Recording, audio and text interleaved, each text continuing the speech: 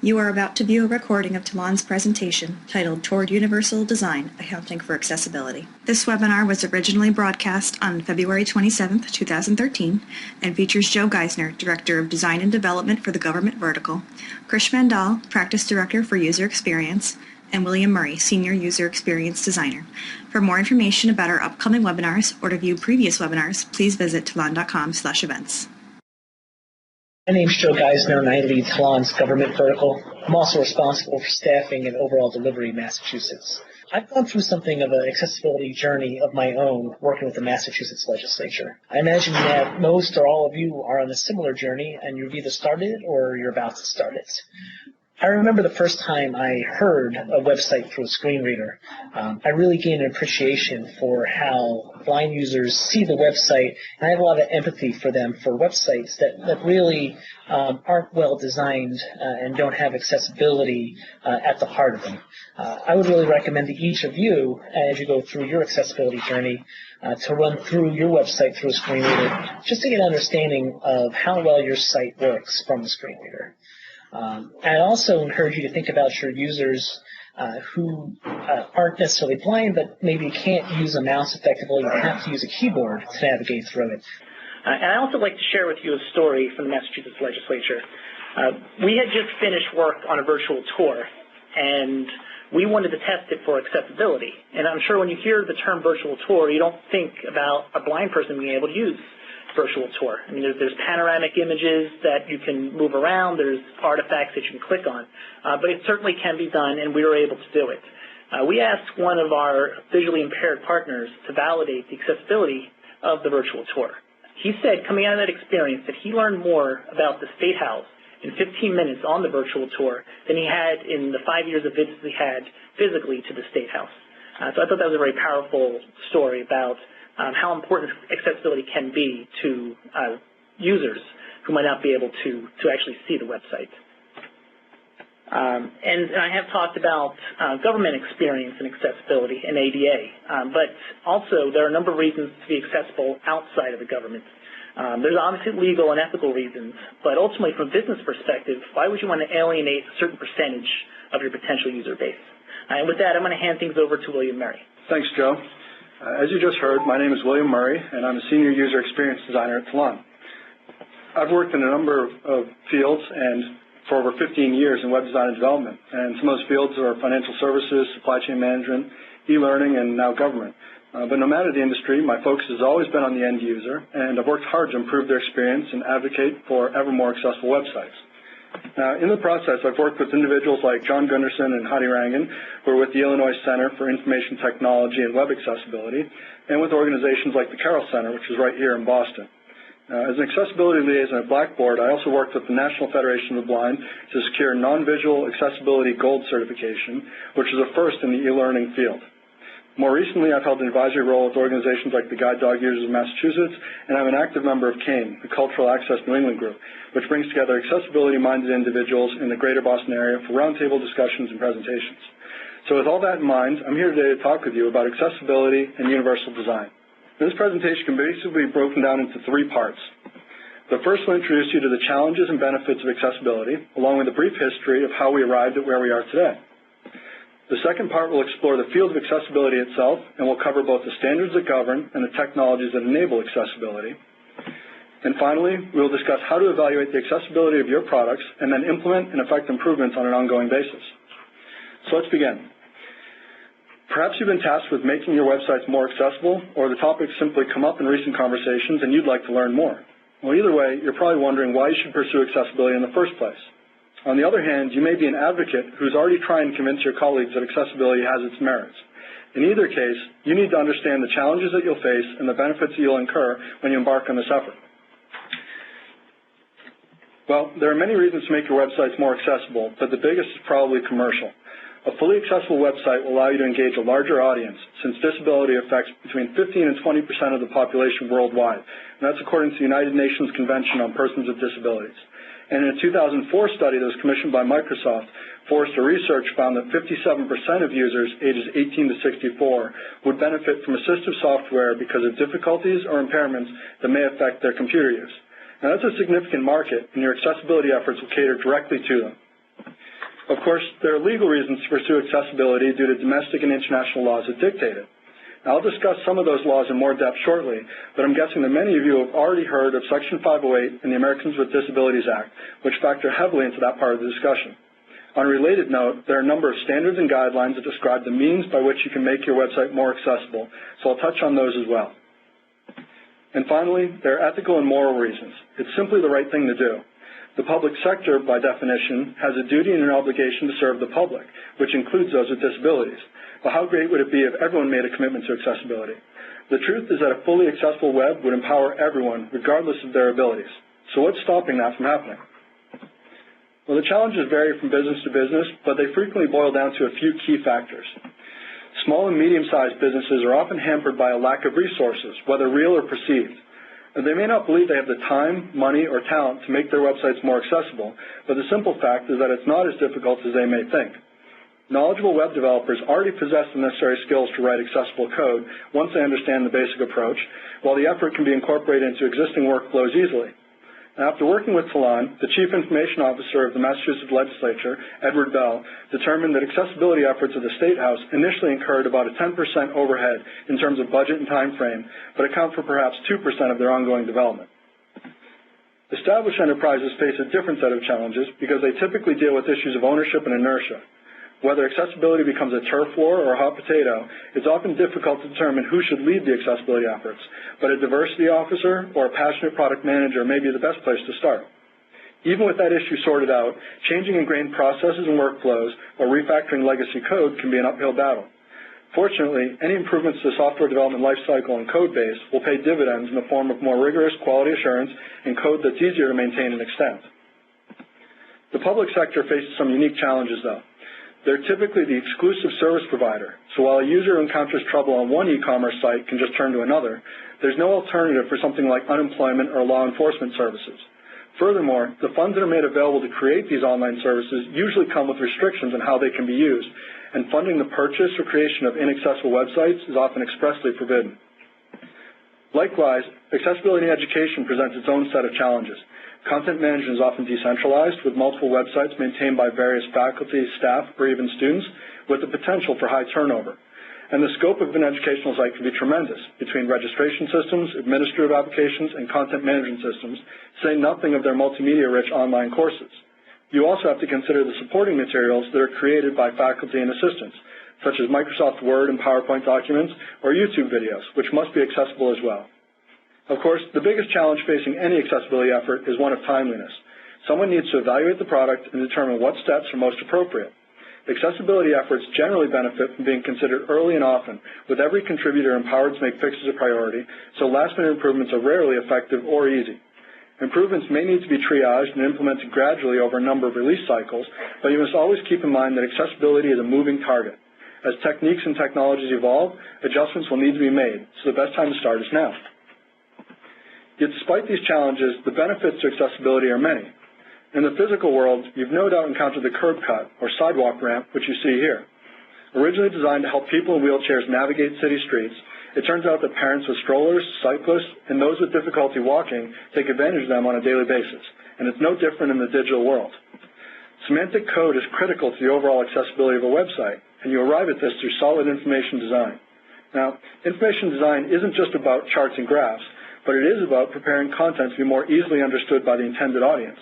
The practice of editing, organizing, and prioritizing content informs wireframes, layouts, and ultimately the final product, all the way through the software development lifecycle. A website that has been built on this foundation is not only more readable to assistive software, which relies on semantic HTML to navigate a website, but it often has improved usability for everyone. Content's organized more logically, and pages are more easily skimmed, but that's to say nothing of the benefits to the developers, and they're often the ones you need to get on board. Developers love elegant semantic HTML because it's easier to maintain, and there are ancillary benefits like websites that load faster and can adapt to mobile devices more readily. The code can also be extended to account for additional efforts like internationalization and localization, simply by augmenting it appropriately. Now, these are the building blocks of universal design, and that's an approach that was pioneered in the 1960s by Selwyn Goldsmith, the man who actually created the curb cut. Universal design emerged from both architectural and accessibility movements, and it refers to the idea that products and environments can be inherently accessible while still considering aesthetics and related principles. And while the architectural origins there may sound a bit curious, you'll hear how they're significant in just a moment. To understand where we are today in regard to accessibility and universal design, let's take a quick look at the history of accessibility, an introduction to community and culture, and a few critical distinctions about the field. The story of accessibility is a short one, considering that much of it's occurred within the last 100 years. And prior to this time, people with disabilities were largely shunned by society. However, these attitudes began to change around the time of World War I. Early legal acts addressed those who had been injured in the course of military action, providing services for the rehabilitation of disabled veterans. They recognized the nation's duty and obligation to assist those who had become disabled in service to their country. Now, these services were eventually expanded to all Americans with disabilities, and the program became permanent. But it's important to note that they were only concerned with physical disabilities, such as paralysis and amputation. It took later acts and amendments to recognize blind people as having vocational potential, extend services to mentally handicapped and mentally ill, and then include people with socially handicapping conditions such as alcoholism and prison records, among other things. So what we begin to see during this period is a recognition that persons with disabilities can be fully engaged, contributing members of society. And there's a gradual shift from providing rehabilitation services exclusively to veterans to providing those services to all Americans. And by the 1960s, people began to realize that it wasn't enough to provide a veteran with a wheelchair if every building only had stairs. In response, the American National Standards Institute published ANSI A117.1, which was titled, Making Buildings Accessible to and Usable by the Physically Handicapped. Now, this established the first minimum requirements for physical access and led to the Architectural Barriers Act, which was modeled on the Civil Rights Act. Now, this act was an early effort to ensure that all federally funded buildings were accessible. But the Rehabilitation Act was the culmination of these endeavors to address the notion of equal access and to remove architectural, employment, and transportation barriers. And Section 508 of this act specifically addresses issues related to communication and computer technology, although it was not widely enforced until recently. Now, this section reflects a concurrent struggle to guarantee protection in other areas, as several legal cases in the 70s and 80s moved the discussion beyond physical access and established that treating handicapped children differently within the educational system was a denial of equal access under the U.S. Constitution. So once again, you see a transition during this period where the focus of accessibility efforts shifted from physical to mental, as the issue became not just about access to physical locations, but access to education and opportunity. Now, it was access to education that drove the need for technology to assist with the needs of the disabled, and so grants were established to make assistive devices and services available, while reinforcing the need to evaluate progress towards accessibility. But ultimately, the Americans with Disabilities Act was a landmark legislation that people were waiting for, with sweeping coverage that set the stage for where we are today. It guaranteed the rights of persons with disabilities to equal access and non-discriminatory behavior in terms of employment, government services, public accommodations, and telecommunications, among other things. Its underlying premise was inclusion, integration, accommodation, and accessibility. And more recently, amendments to the ADA in 2008 demonstrate that there's a continuing need to revise the associated legislation. But this story isn't unique to the U.S., as many countries and organizations like the EU and UN are engaged in similar efforts. So the evolution from economic support to employment opportunity, from physical access to civil rights protections has been a slow one, but the most recent period presents yet another transition, this time from personal technologies and devices to universal systems and media, all of which continues to contribute to the ever-changing public perception of persons with disabilities. As the public perception of the role of disabled persons in society has evolved, there's been a profound shift in their own self-perception. Neil Marcus, who's as well accomplished as anyone, able-bodied or otherwise, once stated that disability is not a brave struggle or courage in the face of adversity. Disability is an art. It's an ingenious way to live. There's a parallel here to the term differently abled, which was coined by the Democratic National Committee in the 80s. There's a recognition that given the proper tools and opportunities, these individuals are no different than anyone else, and technology, when it's used appropriately, supports that assertion. And these opportunities have empowered people with disabilities to speak up in support of accessibility and the larger cause of social significance. As a case in point, there was some controversy during the last election cycle when a noted political commentator referred to an opposition candidate using the R word. Now, people with disabilities consider that word so derogatory that this is, in fact, how they refer to it, as the R word. In response, John Franklin Stevens, a Special Olympics athlete with Down syndrome, chose to reply with an open letter that read in part, "Society needs to learn that being compared to people like me should be considered a badge of honor. No one overcomes more than we do and still loves life so much." Spokespeople like Mr. Stevens are the natural result of a thriving culture, recognized by a growing body of scholarly research. Now, the most unique aspect of this community, and one that's not lost on its members, is that they are the only minority anyone can become a member of at any time. As Barbara McKee wrote, disability culture is indiscriminate and based upon a twist of fate as to when you join. It's the only culture that works that way. And Stephen Brown, PhD, adds, "We share a common history of oppression and a common bond of resilience. We generate art, music, literature, and other expressions of our lives and our culture infused from our experience of disability. Most importantly, we are proud of ourselves as people with disabilities. We claim our disabilities with pride as part of our identity. We are who we are." Now, their culture is one of acceptance, and not surprisingly, the explosion of social media has fueled the rise of online communities for disabled persons. Sites like Disaboom and the Disability Message are at the forefront of these digital communities, and as they grow, they only serve to increase awareness and rally others to the cause of inclusion. And as these communities grow, that growth necessarily fosters a rise of leaders as well. Now, in my experience, these very leaders become some of the most outspoken individuals in the field. They're the first to rally to your defense when you're making honest efforts, but they're also quick to identify where you may be falling short. They're motivated by a desire to remove barriers to living a full and productive life. And this all creates a bit of a feedback loop, where new technologies and improved accessibility create larger, more active communities, which in turn generates more outspoken and knowledgeable members who ultimately call for greater awareness and accommodation of the communities and their members at the heart of it all. So how can we play an active role in that process? What does it take to answer the call put out by people with accessibilities? First, we need to dispel any misunderstandings and clarify what web accessibility is. Since accessibility is often misunderstood, let's begin with an example. If you're not familiar with the website Clients from Hell, in their own words, it is a collection of anonymously contributed client horror stories from designers. Now, one contributor was of the opinion that a client who requested a different color palette was being difficult. The client apparently said, "Excuse me, can you change that color? It doesn't stand out from the rest, especially when you're colorblind. Trust me, I am." Now, clearly the contributor didn't realize that this was actually a serious problem, but I'm proud to mention that my colleague, Carissa Wingate, correctly identified this as a fundamental accessibility issue, leading Clients from Hell to retract the post and provide links to further information on how to address accessibility concerns. Now, there are several common misunderstandings about accessibility, though. Accessibility is not lackluster or uninteresting. There's nothing that says accessibility has to be boring. An accessible website can be every bit as dynamic and engaging as any other website. Accessibility is also not inherently challenging. It can be as easy or as complicated as you make it. This is often due to how accessibility is approached within your organization and within the development life cycle.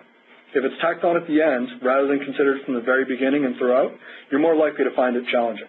Accessibility is not about separate but equal versions. It's about making the same content available to everyone. Building and maintaining separate versions is undesirable, both from a resource perspective and from a content perspective. It puts the onus on the creator, and that's you, to maintain and sync features and content between two different systems. Lastly, accessibility is not text-only. There are a variety of disabilities, and text-only content doesn't address all of them. To elaborate on that last point, there's a common belief that accessibility refers strictly to efforts on behalf of blind users. It's important to recognize that accessibility covers a broad range of disabilities, and blind persons are just one consideration. So what are the other disabilities that fall under the umbrella of accessibility? Well, there's a distinction to be made between physical disabilities, intellectual disabilities, and sensory impairment, but it essentially boils down to 6 classifications. The first is visual, which includes blindness, low vision, and color deficiency, or color blindness. The latter can make color-coded indicators difficult to differentiate. The second is mobility, which could be affected by arthritis, partial or total paralysis, and motor conditions or degenerative diseases such as Parkinson's and Lou Gehrig's disease. These disabilities may render the use of a keyboard or mouse all but impossible. The next classification is cognitive, which could be due to memory loss or brain damage, multiple sclerosis, Alzheimer's, or dementia. And people with these disabilities may find it difficult to complete tasks or follow instructions. Likewise, learning disabilities, including attention deficit disorder and dyslexia, can cause issues with reading and comprehension. Hearing disabilities, such as deafness and partial hearing loss, factor into multimedia considerations, requiring captions or alternative formats. And finally, we have technology, which is a separate but related consideration. Now, it may seem odd to include this classification, but outdated hardware such as the Treo handset you see here, or dial-up connections, which are still prevalent in parts of the world, can have a similar effect on the user experience of some disabilities. In fact, Microsoft has a group called Trustworthy Computing that handles security, accessibility, geopolitical, and environmental concerns, and includes technology and other considerations along with accessibility. At the heart of it all, what accessibility really is it's about building web pages that can be navigated and read by everyone. The web offers unprecedented opportunity. As Tim Berners-Lee said, the power of the web is in its universality, accessed by everyone regardless of disability, location, experience, or technology. Now think about something as basic as reading the morning paper. Before the internet, most blind people didn't do that unless they could find a family member or a friend who could read it to them. And similarly, an individual with motor disability might have trouble turning its pages. Accessibility is about creating a level playing field that enables equal access for all. Yet despite the potential of the internet, we often fall short in our efforts to deliver the most accessible product. But we can change that.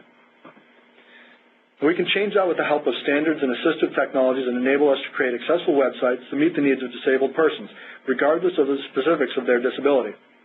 Standards provide guidelines for how to meet their needs, whatever they may be, while assistive technologies provide the means. In the late 90s, the World Wide Web Consortium launched the Web Accessibility Initiative in an effort to improve accessibility on the internet. This initiative consists of several working groups that have developed a number of guidelines, most notably the Web Content Accessibility Guidelines, which are more commonly referred to as WCAG. These guidelines consist of 3 priority levels, which correspond to what websites must, should, and may do to improve accessibility. Unfortunately, the original version of WCAG was widely criticized for being out of step with modern technologies and the techniques that were used to create and consume content. Version 2 sought to address these criticisms by attempting to be more technology agnostic, but many accessibility practitioners, including myself, urge people to consider the spirit of the law rather than the letter. These guidelines tend to evolve at a glacial pace, so it's better to pursue what works in the real world, even if your implementation might fail some validations. This is especially important to remember during accessibility evaluations. After all, no one who uses assistive technology will fault you for a website that works. That being said, the Accessible Rich Internet Applications Technical Specification, also known as ARIA, covers dynamic web pages. And with the ever-increasing complexity of user interface controls, ARIA allows developers to communicate the role, properties, and state of components to browsers and assistive software. And we'll see an example momentarily, but ARIA is one specification that developers should pay close attention to. And just a few weeks ago, the W3C also published a draft specification which aims to make web-based applications more easily controlled by different devices. This specification, known as the Independent User Interface, INDI-UI, has the lofty goal of creating an abstraction layer that translates user actions into the desired interaction. In lay terms, this means that an application no longer has to account for various undo events, such as Control-Z, Command-Z, or shaking a mobile device, but it will simply listen for a standardized undo request from the user's device of choice. Now, standards like INDI-UI, along with the Authoring Tools Accessibility Guidelines and the User Agent Accessibility Guidelines, pertain more to systems and tools such as HTML editors, browsers, and media players. And these won't be much of a concern to most businesses, but I mention them here so that you're aware of their existence and to highlight how the Web Accessibility Initiative is concerned with the entire spectrum of web development. So what's the penalty for failing to adhere to these guidelines? Well, as many companies have learned, the answer is litigation. In perhaps the most renowned case, the National Federation of the Blind worked with Target for almost a year before negotiations fell apart, and they filed suit shortly thereafter. Now, Target moved to dismiss the lawsuit, arguing that civil rights laws applied only to their brick-and-mortar stores, which were accessible. But the judge ruled otherwise, and the parties reached a multi-million-dollar settlement in 2008. And this ruling is what established that the ADA did, in fact, apply to commercial websites. In 2010, the California Council of the Blind filed suit against JetBlue, alleging that their website and airport check-in kiosks were inaccessible to the visually impaired. This case and a similar one against United Airlines were dismissed, but the ruling hinged on temporary regulations by the Department of Transportation and is currently under appeal, so I'm not sure if they should feel safe just yet. And just last year, the National Association for the Deaf filed a class action lawsuit against Netflix, claiming that they did not comply with the ADA because they didn't provide captions for all the video content on their site. And the judge ruled against Netflix, and they have agreed to caption all their videos by 2014. Now, these 3 companies represent just a few that have been involved in recent accessibility-related litigation. In fact, over 40 companies have found themselves in the defendant seat since 2000. An understanding of the applicable laws and guidelines, as well as how people with disabilities use assistive technologies in the web, could have prevented much of this litigation. So how does a disabled person interact with an accessible website? Depending on their specific needs, they may use some of the following input devices and software, which are primarily geared towards those with physical disabilities. Trackballs and other variants may prevent unwanted movement if the user has tremors, or may assist those with limited range of arm motion. Adaptive keyboards take a variety of forms. Some have raised areas between the keys or feature rotating discs that allow the user to select characters. And many of these feature word completion because disabled persons often find typing laborious. And if you've ever used a virtual keyboard on a smartphone or tablet, then you know how helpful or creative that can be. Mouse sticks and head wands are used to navigate and enter keystrokes, but they're particularly slow and fatiguing. Switches and sip and puff switches interpret user behavior as on-off signals, while software extends the functionality of these devices for more sophisticated functions. Eye tracking devices are similar in use to the mouse sticks and head wands, but are often prohibitively expensive. And finally, voice recognition software may be an option, although it can be difficult to use if the individual speech is slurred due to motor disabilities and the like. On the output side, we're mostly talking about software, although there are a few hardware items to note. Braille devices, such as the keyboard shown here, replicate the entire computing experience in a tactile device, but they might cost anywhere from $2,500 to well over $10,000. And much of that cost is due to the complexity behind the black bar you see at the bottom of the device. This is a refreshable Braille display, or Braille terminal, and it enables the user to read text by raising each of those dots. The prohibitive cost and notorious fragility of these devices leads many people with disabilities to prefer screen readers, and not just those who are blind. For example, a keyboard-only user with partial paralysis or limited range of motion may use a screen reader such as JAWS or NVDA to help them maneuver around a website. Text browsers such as Link can be used by the blind or those with slow internet connections. And screen magnifiers, including software such as Windows Magnifier, Zoom Text, or hardware like projectors, are used to enlarge portions of the screen. Now, I'd like to give you a quick demo of how a screen reader works when it encounters content on a website. What you see here is a screenshot of the State House virtual tour that Joe mentioned earlier. And I've doctored it a little bit so that all the relevant elements are exposed, but as you can see, there's an orientation bar at the top that not only indicates where you are, but allows you to navigate to other locations. And a sighted user can quickly infer what this information means by its location, organization, and proximity. We have to provide a little additional help for a screen reader, so I'm going to play a recording of what NVDA would read on the screen. I just want to warn you that the machine voice can take a little getting used to, so you may not understand every word, but we have added closed captioning, and this recording is being played at a slower rate than a seasoned screen reader user would have it set at. So to help you follow along, I'm just going to let you know, the screen reader will navigate the content of the site from top to bottom and then left to right. And as it encounters each subsequent element, it will identify what those elements are, such as a list or button, and read the text aloud along with a bit further explanation. So in just a moment, here we go. Google Chrome House Chamber Panorama document. Link click to content. Click to return to the virtual tour homepage button. Click to view the entire first floor of the State House button. Click to open the floor menu button. Floor menu. Floor menu heading level 2. List with 4 items. All floors visited link. First floor link. Second floor link. Third floor current floor visited link. Out of list close the floor menu button. Click to open the room menu button. Room menu. Your current display mode is panorama. Click to select an alternate new button. New menu heading level 2. List with 3 items. Panorama current new visited link. List link. Thumbnails link. Out of list close the new menu button. Read more about House Chamber link. Okay. So hopefully that made a bit of sense. And you'll probably notice that you can't see a lot of the text that you heard in the screenshot. So I'm going to take you behind the scenes now. Visually, this orientation bar is pretty standard, but all the magic happens behind the scenes. As you can see from this snippet of code, the ARIA label by attribute is being used to convey additional information in conjunction with the text of each button. This attribute is covered in the ARIA technical specification that I mentioned earlier, and the IDs you see within each of those attributes reference other items on the page. In fact, we have a whole collection of phrases that can be pieced together with other dynamic content to form the statements you heard just a moment ago. For example, we might use one of these phrases alone, as in, click to return to the virtual tour homepage on the State House button. Or we might concatenate a few to form the statement, you are currently viewing the house chamber on the 3rd floor of the State House. And this is just the tip of the iceberg, and you can do some pretty amazing stuff with the technologies that are available. Unfortunately, there's no easy way to say, this is how you make a website accessible. There's no checklist that identifies all the criteria. It's about understanding the needs of the disabled and then using the available technologies to meet those needs. And the principles that follow are the foundation of a mindset that must be adopted in order to assess and address those needs. WCAG provides us with the acronym POUR, which stands for perceivable. Content should be available to the senses through the browser or assistive technologies. So do images, videos, and other multimedia have appropriate alternative text or captions? Are transcripts provided? The O stands for operable. Can users interact with all controls and interactive elements using a mouse, keyboard, or assistive device? Ensure that they can complete and submit all the forms, for example, by adding explicit label elements and helping them to recover from errors, such as missing form fields.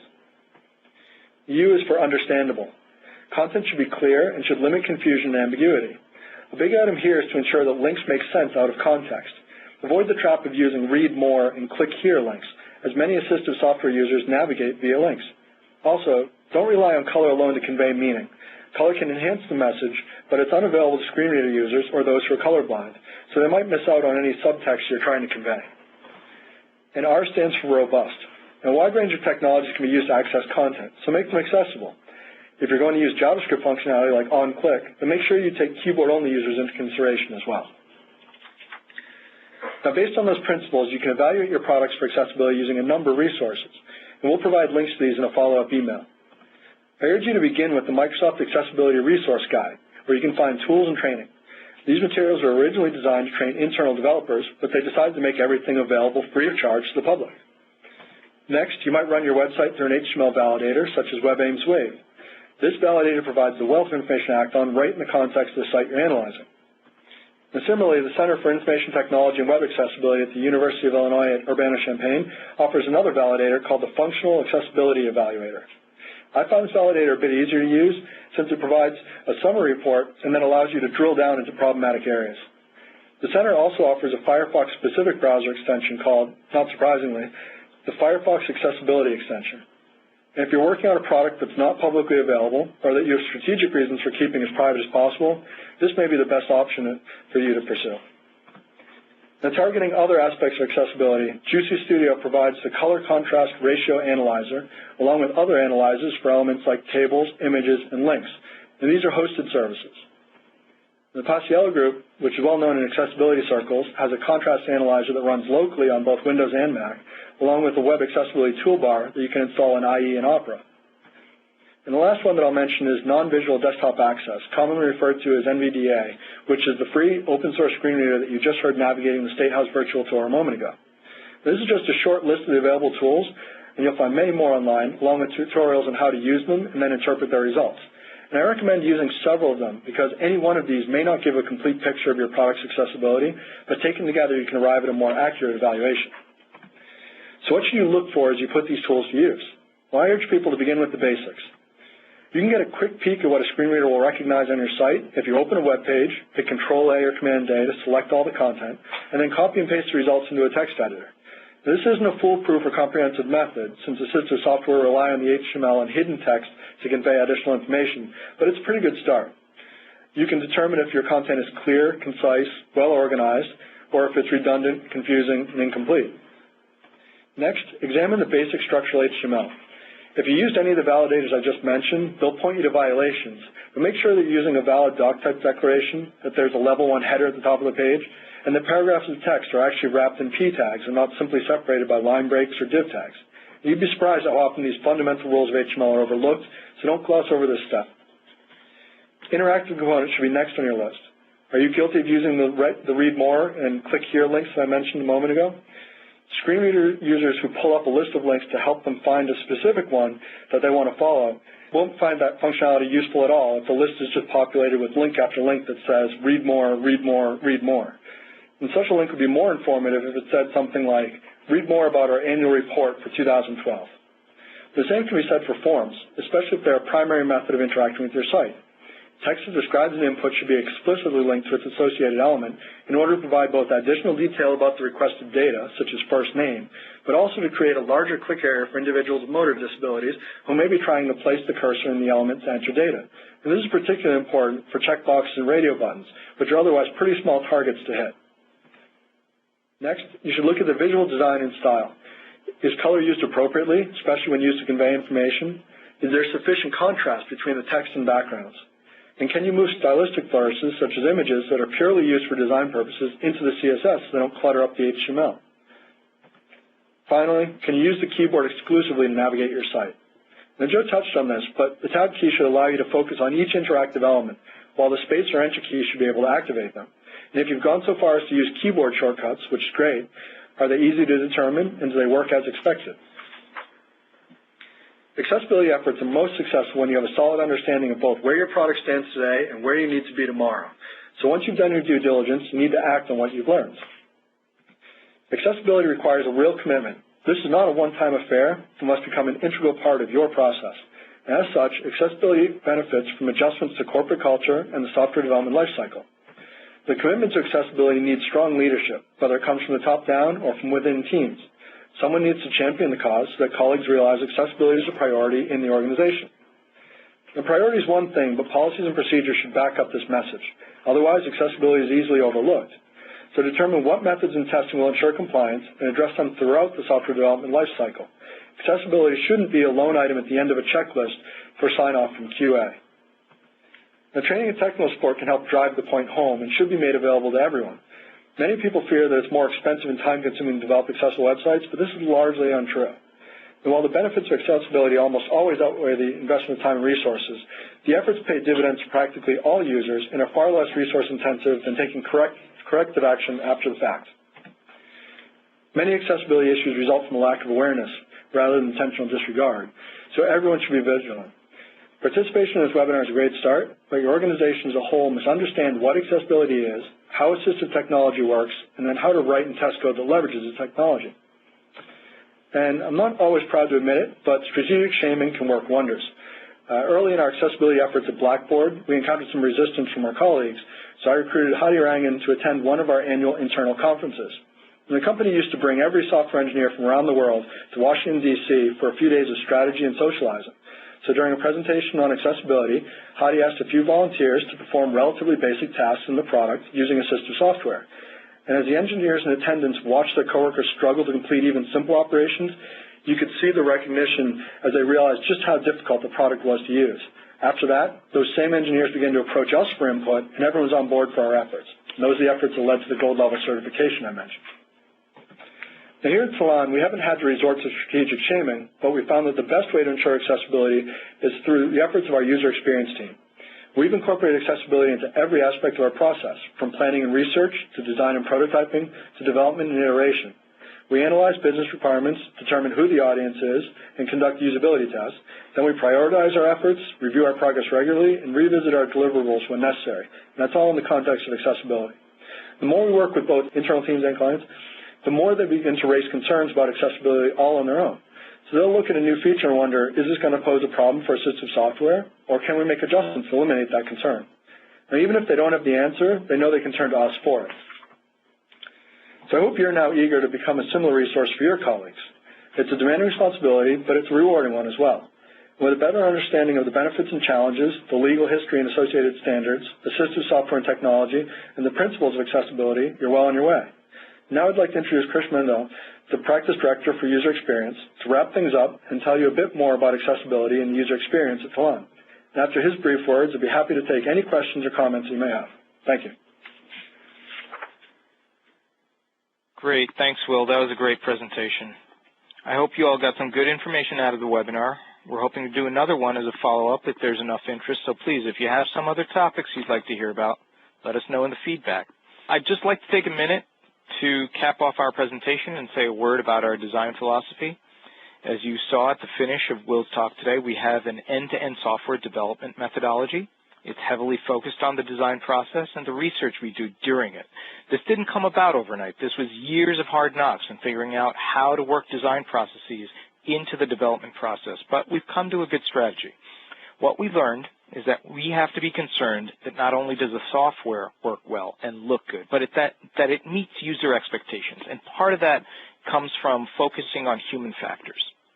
You might find a lot of digital design agencies these days out there create some beautiful work. The problem we've run into as a company that has to deliver working software is that much of the design out there these days just simply unusable or very hard to implement. everything looks pretty, but then when you try to put it together in code or perform your tasks in the site or run through the application, something just doesn't feel right or you're always frustrated. So let me remind you about Joe's comment at the beginning when he said that one of our visually impaired testers for the State House virtual tour learned more through our site than he did in years of visiting the building. That's phenomenal. That's the level of expectation we need to set. We always have to ask, what more can we deliver? So we're not poo-pooing design agencies. No, not at all. We look to them for pushing the visual envelope. What we are saying, though, is that with the increased access to and use of new technology, at Talon, we make sure that the software we build is utilitarian. We have to balance budget, delivery time frame with business needs and technology constraints while we make the software look professional. That's what we do. Design is about thinking holistically. It's not just about the visual aspect or about usability, but about every user who's going to be involved in either interacting with or maintaining the software. Otherwise, universal design becomes just another buzzword. Think about that. Okay, so now we really do come to the end of our presentation. On behalf of Will and Joe, I'd like to thank you all for attending, and we hope to see you next time. So I see a couple of comments about using ARIA in a real-time implementation. I think that's a great idea. It's certainly one we've considered. As this is our introductory accessibility webinar, we wanted to keep it a little more broad and give some of the background, but I think that would be a great idea for an upcoming technical webinar. So thanks for the feedback. I'm certainly very interested in what ARIA can do. I mean, the capabilities are huge. You think about all the type of websites you might access now from Gmail and the like that have a lot of things going on. ARIA is really the way to approach those type of dynamic websites. So, I can't drive home that point enough. While WCAG is a great standard for considering in terms of the spirit of the law and what they were trying to accomplish, ARIA is really one to pay close attention to.